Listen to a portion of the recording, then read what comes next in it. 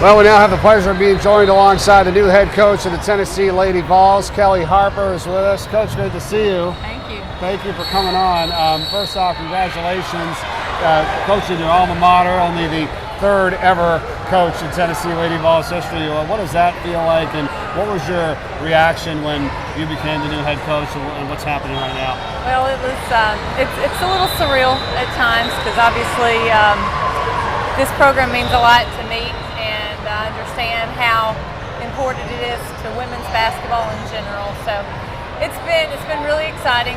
We've been been working really hard to try to kind of catch up, so to speak. When you're a new staff, you've got a lot to do, but I've got a great group that we're working with, and we're excited.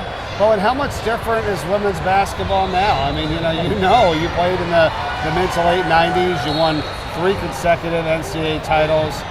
Tell me the differences, recruiting, level of athletes, teams, where you are now as we all the way up to 2019. The recruiting landscape looks very different than it did in the mid 90s, and there's so many more opportunities for these young players to play. A lot more tournaments, right. Exposure opportunities. They've started at a young age, and they're just super talented, and they can. I just think there's so many more athletes out there than there were back when right. I was coming out of high school. So, but it's fun to watch the growth. Well, and how important is the growth? Like, that's the key word there, because we know about the top players, and I feel like there's somewhat of a limited group of that, correct me if I'm wrong, but then there's your next tier where if you could develop them into one of those type of players, or bring somebody along. How much is the development as opposed to just, we didn't get the number 8 player in the country? I think it's both. I think what you want to do, you want to sign the best players that you can sign that are the right fit for your program and develop them. I think you want to do both and teach them to play in your system, because I think that's going to develop the best team that you can have. So, I know for us, we go out, we're recruiting, we're trying to recruit elite talent, but also find ways to develop them. When they get on campus, how can we get them better, and how can our team work with these talented players? Got to ask you about being able to play for one of the all-time greats, the legendary Pat Summitt. As we say, God rest her soul.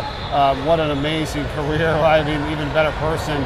You could describe to us more of what that's like. How about it? She's amazing. Everything that you think she was, that you saw on TV, she was, and more. I think the behind-the-scenes part, you didn't get to see how caring and how funny and how intelligent she was. She was also a very hard worker in areas off the court as well. She wanted to be the best. She wanted to be the best mother. She wanted to be the best coach. She wanted to be the best friend. I mean, that's just who she was. That was her personality. It's like you want to play hard for somebody like that. When they have your back, and the relationship building that she had.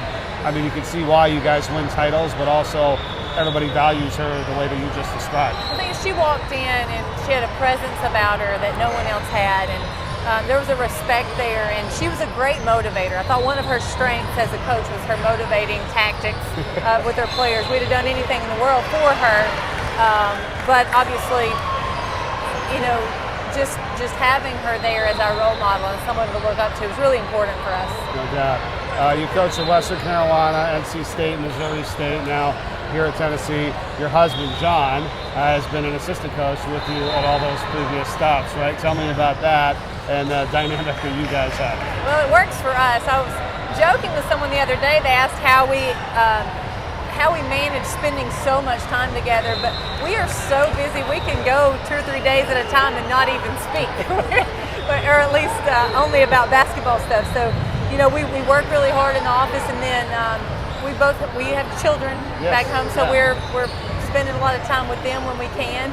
But it works really well. You want to work with people you trust and you like. And I think the other thing about our situation, we're bringing different strengths to the table. I think he and I play off of each other very well. That's great. Is it Jackson and Kylie, right? Jackson and Kylie. Yeah. Jackson's 5 going on 32, and Kylie just turned 1. So. Oh, that's great. Oh my gosh, yeah. It's so busy. I mean, as a coach, both of you, how much time goes into that. That's got to be hard to manage. I don't think people have any idea. Well, it is difficult at times, and I think for us, the line gets blurred. You know, it's not clear sometimes when they're family and when it's work, because it's just our life. And so our children will be with our team a lot, and you know, when we go back to our house, it's still our team. I mean, you know, it's just our life, and when we talk about it being a family, it really and truly is for us. These players are just like big sisters to our children. Well, here we are on social media, and that's just been the biggest, you know, difference. As you know, we've all grown up and have to understand and adapt to, where you can be on your phone all the time, you know, and all the recruiting and everything. You gotta find a way to shut that down. You know? Well, you know what? Have a 1-year-old, and you have to shut it down. She doesn't give us an option sometimes. No. Tennessee, 8-time NCAA champions. You've been in the tournament every year since the inception for women's basketball. The expectations are so high. You know that, of course. So what would you say on what you're trying to achieve with this team, knowing that it's about performing in a tournament where some teams are just trying to get there? Not the case for the Tennessee Lady Vols. Well, it's different. I think players, our fans obviously expect that. Our staff expects more. Our players come to Tennessee with higher expectations. So I think we're all on the same page there. I think we get it.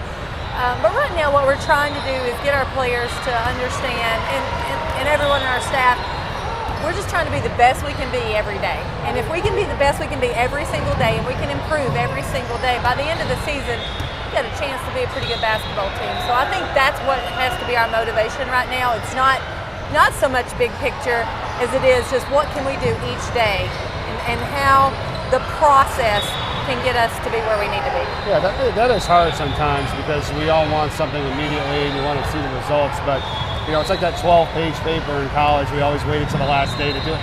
Well, if I did 1 page today, 2 pages tomorrow, 3 pages like a couple days from now, like it would be done, you know, but it's not as gratifying because it's not done. Well, don't get me wrong. Hey, look, I would rather it be done tomorrow too. I wish we could be great tomorrow, but I understand it is just a process.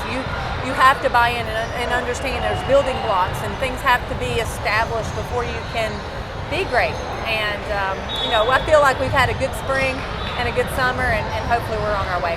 Final thing, this amazing tournament here. I mean, it's just crazy. You walk around almost 80 courts, over 11,000 players. I know you're trying to see everybody that you can. Just what about having this event and this tournament, which brings people together too? I'm sure you see your colleagues and friends, as well as trying to find the best basketball players of the country, but this is an amazing event.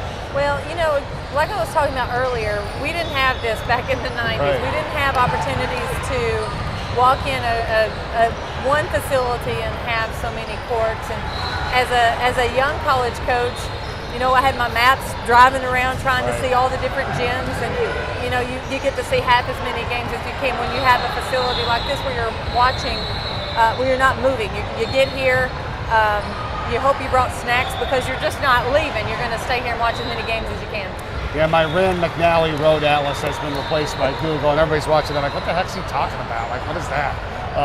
It's great talking to you. All the best. Congratulations. Have a great year. All right, thank you. Thank you so much. Kellie Harper from Tennessee, their new head coach, joining us here at the Run for Roses in Louisville, Kentucky.